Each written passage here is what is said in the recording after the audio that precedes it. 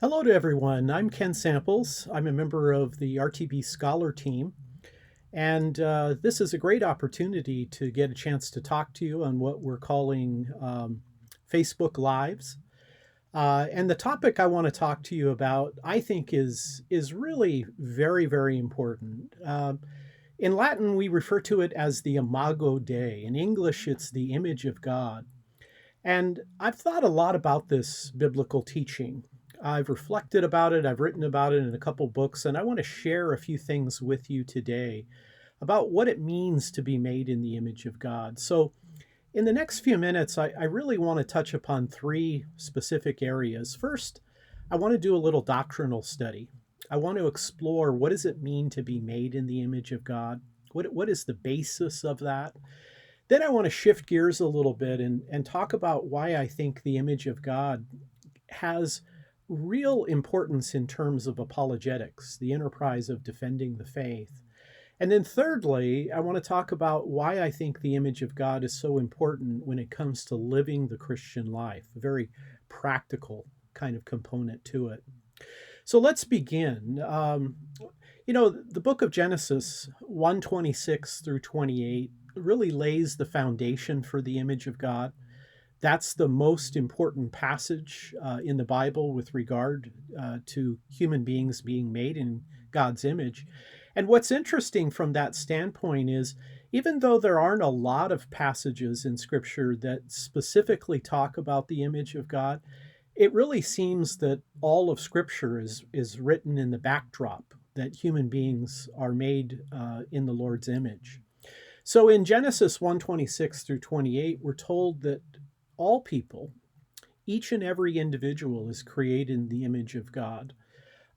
This echoes back to Genesis 2. The idea of Genesis 2:7, we're made from the dust of the ground, but with the breath of life.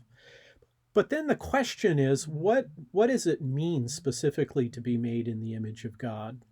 And I have to be candid with you, Christians have not always agreed as to what it means specifically to bear the image of God. But I think that there is a way of thinking about it that kind of brings these differing views together. Let me talk to you about three views of how to understand the image of God. The first one is kind of the classical view. It's a view that held sway for a very long time. It's what I call the resemblance view, that we're made in the image of God in the sense that we resemble God, of course, in finite ways, but that we have qualities and characteristics that are like unto the Lord. For example, we're capable of being rational creatures. We're volitional creatures with the capacity of making real choices. We're spiritual, moral. So, this idea of resemblance means that in a finite way, human beings have qualities or faculties that resemble God.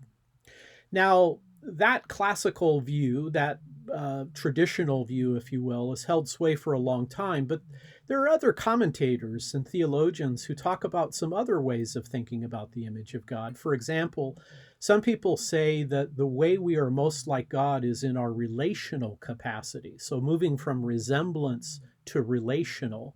So here is the idea that analogous to the persons in the Godhead, the Holy Trinity, because we're like God, we can relate uniquely one to another.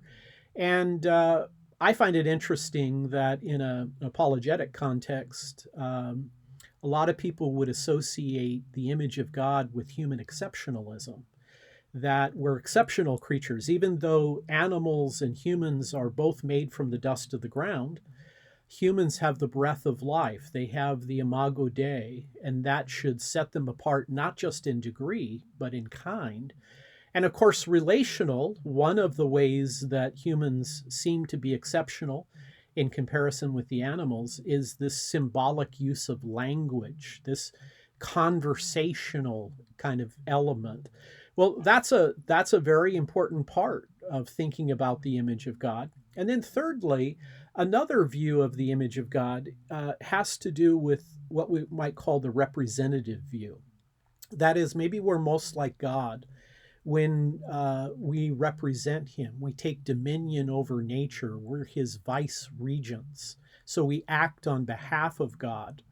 Now, these three R's, resemblance, relational, and representative, they kind of represent how Christians disagree.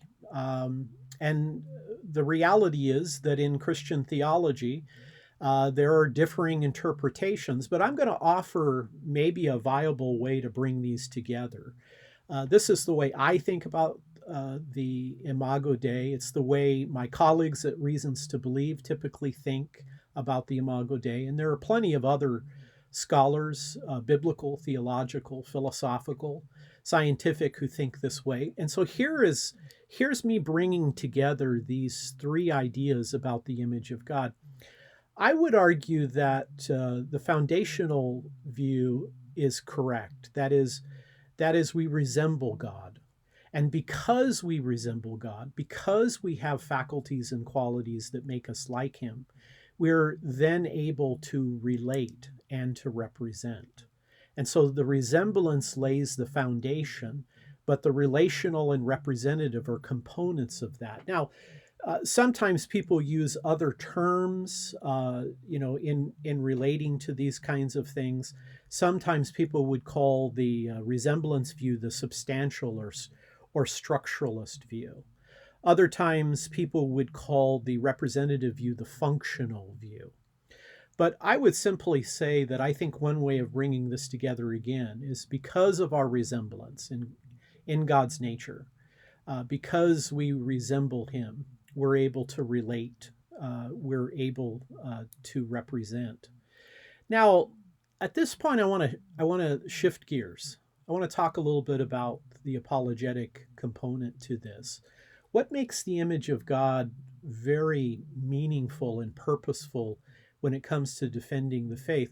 Well, I think simply this: the Christian portrait of humanity is really distinct. Now, of course, I need to qualify that and say the Jewish Christian, because after all, the Bible is made up of the Hebrew scriptures as well as the New Testament written in Greek.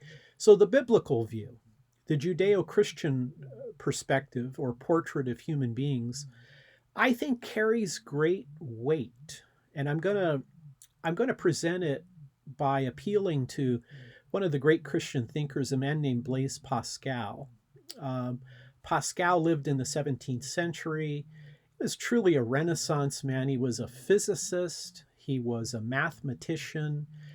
He was a logician, an inventor. He invented a calculating machine in the 1600s that some people say was the first step, the first technological step in the emergence of a computer later on. Well, Pascal had an interesting description of human beings. He said human beings are an enigma. That is a riddle. Human beings are an enigma of greatness and wretchedness.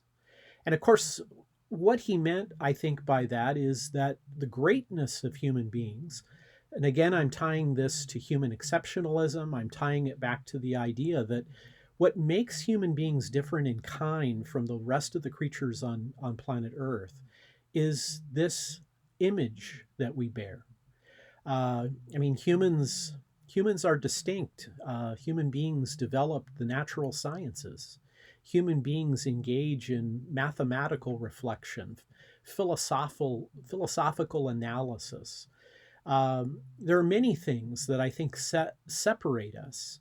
And going back to this human exceptionalism idea, this idea that we are different in kind than the animal kingdom. Mortimer Adler, who was a philosopher and an educator, he said that human beings are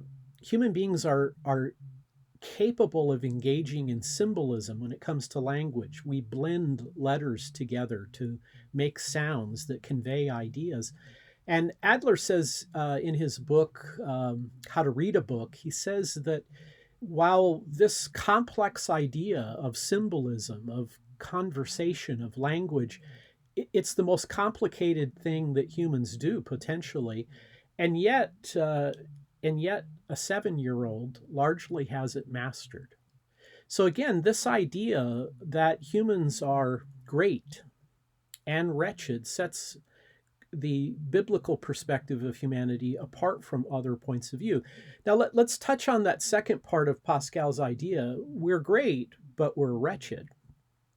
That is, we're fallen. So the Christian worldview can be understood in a series of actions, that there is creation, there is fall, there is redemption, and then consummation. So human beings are made in the image of God. They have the capacity to make choices. And Adam and Eve, through their willful intentions, plunge humanity into a fallen condition. That is, sin has disordered us, sin has separated us from God. Sin has taken us into bondage, if you will. And so Pascal again is playing on that idea that human beings are a riddle. They are an enigma because while they're great, now sin has tarnished that image. Humans are capable of great wretchedness. Humans are capable of murder, robbery, racism, and that again is that enigma. How could a creature so great yet be capable of Auschwitz and things of that nature? Now, I want to touch on the apologetic implication here by also adding that when we look at other worldviews, whether they be religious in nature or whether they be secular, uh, they don't have this idea of this portrait that I'm speaking of. In Hinduism, the philosophical Hindu view is that we're gods, but somehow we have suffered from amnesia. In Buddhism, characteristic of that view, we have no soul, and there's no eternal soul. Islam explicitly says that humans are not made in God's image. And the reason is that would put human beings too close to Allah. And then lastly, if we adopt a secular perspective, if we look at naturalism, which is the secular worldview, atheism, there is no God, no soul, no life after death, the implications of a naturalist worldview. How do we account for human beings being different in kind? And how do we account for the brokenness, the weaknesses of humanity? I don't think any of these worldviews do as nearly a good job of explaining the human condition as does the Judeo-Christian scriptures. And so, if the biblical perspective is able to explain the enigma of human nature, I think that's a pretty good reason to think that the biblical perspective is indeed true. And so if the Christian faith can peg the man in the mirror, that would be you and me, then I think there's good reason to think that there's truth when it comes to our faith.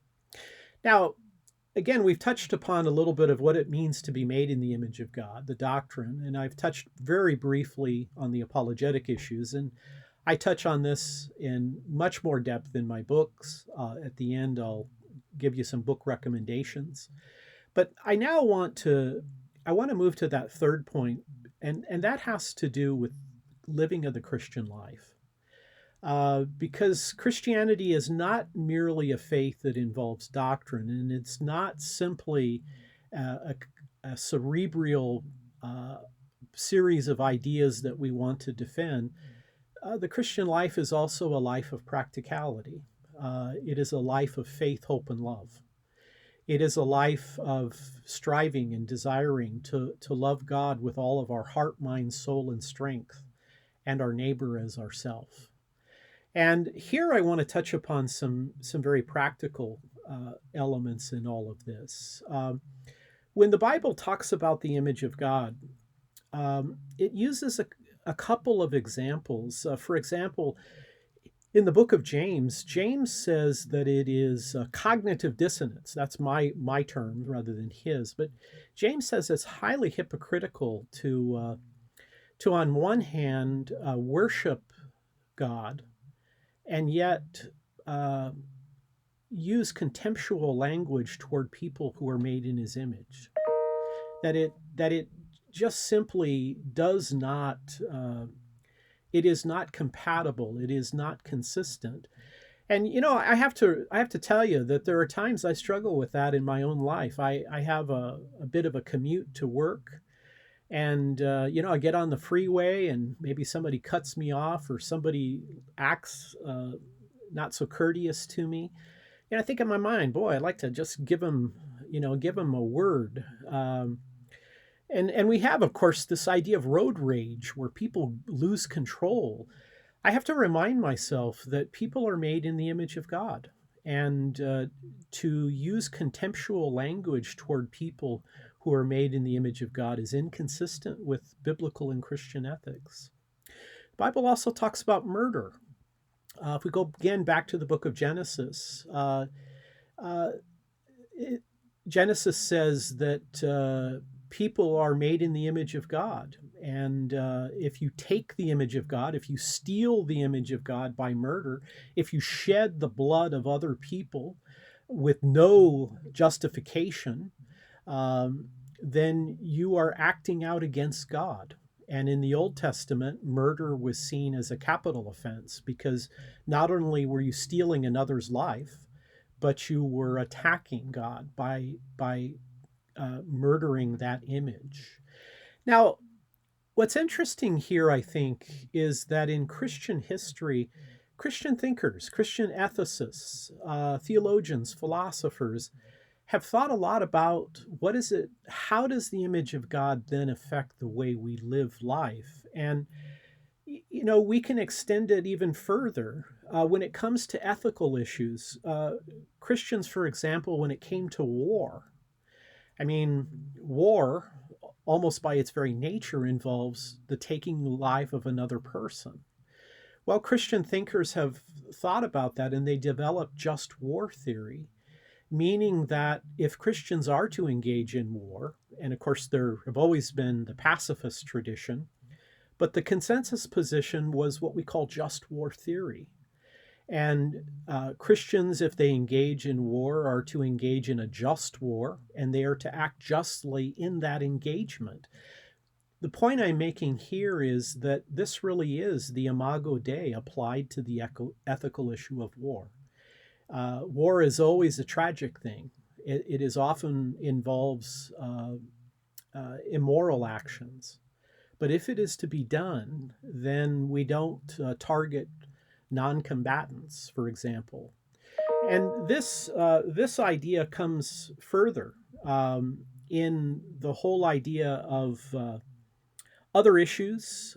Christians have tried to say, for example, that when it comes to the issue of the early part of life, a child in the womb, rather than abortion, adoption is the way of handling this issue. When it comes to stem cell research, rather than using embryonic stem cells, how about adult stem cells, protecting the very child within? When it comes to euthanasia, mercy killing, rather than practicing active euthanasia, it's passive euthanasia. That is, we may not be able to cure the person, but we can care for them. And in fact, hospice came out of caring for the dying, is really very much a Christian idea that we can't cure the person, but we can indeed care for them. And so, what I find interesting is when it comes to ethics and the living of the Christian life, Christians have always tried to think about how do we live out our deepest commitment by using that prism that all people bear the image of God. And I would say the direct implication of being made in the image of God is that all of humanity have value and dignity. Each and every person, it's a universal principle. And so I can say, regardless of a person's race or sex or class or standing or health or appearance or any other conditions, that all people have inherent dignity and moral worth. It applies universally. And kind of bring my talk here to a close, I want to give you a couple quotations that have always struck me when it comes to the application of the Imago Dei to the living of the Christian life. Here's a quotation from Jack Davis, who is a theologian at Gordon Conwell Theological Seminary. Davis says, quote, "Human life is sacred because God made man in his own image and likeness. This canopy of sacredness extends throughout man's life and is not simply limited to those times and circumstances when man happens to be strong, independent, healthy, and fully conscious of his relationship to others."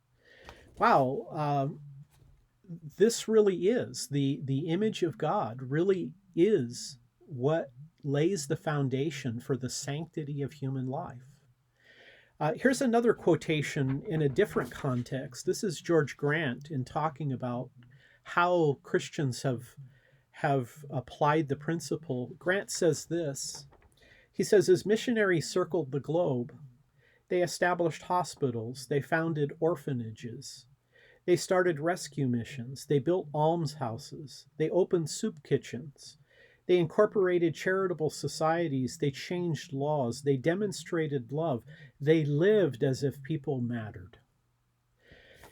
You know, we live at a time, just like every other time, where what we see in human beings is that incredible uh, entitlement in the sense that we're made in the image of God. There's a uniqueness, a specialness to being human.